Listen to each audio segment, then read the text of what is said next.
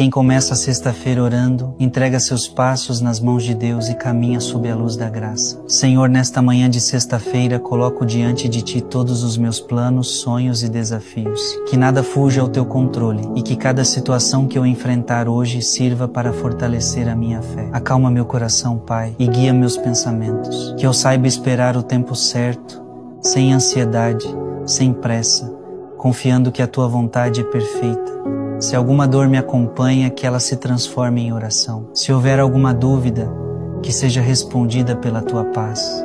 Abençoa minha casa, meu trabalho, minha família e meus amigos. Que onde houver escuridão, Tua luz brilhe. Que onde houver desânimo, Tua força renove. E que ao final deste dia, eu possa Te louvar por tudo que vivi. Se você entrega esta sexta-feira a Deus, comente amém e compartilhe para abençoar outras vidas.